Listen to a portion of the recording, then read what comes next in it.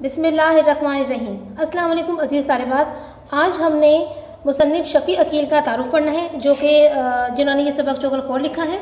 आइए तारुफ़ का आगाज़ करते हैं। इनका सन विलादत है 1930 और सन वफ़ात है 2013। शफ़ी अकील लाहौर के करीब वाक़े एक गाँव थीना में पैदा हुए। वो एक मारूफ यानी मशहूर सहाफ़ी, अदीब और शायर थे। नासाजगार यानी ख़राब हालात की वजह से आला तालीम हासिल ना कर सके।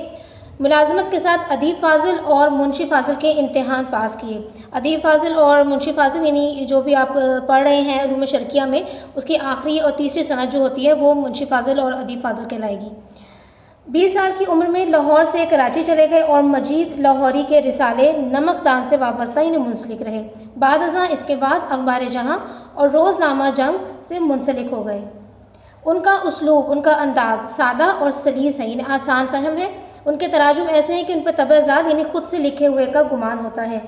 उनका ज़्यादातर काम लोक दास्तानों पर, यानी कि लोक कहानी ऐसी होती है जो नस्ल दर नस्ल वो कहानी आप तक पहुँचती है और उसमें लाजमी तौर पर कोई ना कोई अखलाकी सबक पोशीदा होता है, तो इसे रिवायती कहानी भी कह सकते हैं, पर मुश्तमिल है। उन्होंने लोक कहानियों के तराजुम भी किए। मुख्तलिफ लोक दास्तानों को उर्दू में मुंतकिल करके उन्होंने एक बड़ी सकाफ़ती और इल्मी व अदबी खिदमत अंजाम दी है।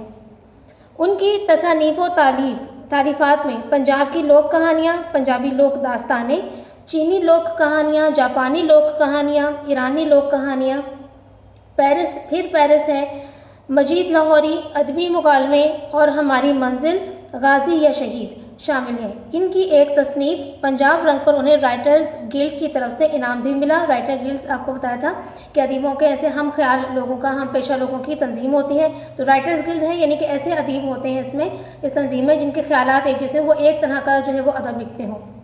आप कराची में मुकीम यानी रहायश आपकी कराची में रही और बतौर सहाफ़ी रोज़नामा जंग से वाबस्ता थे।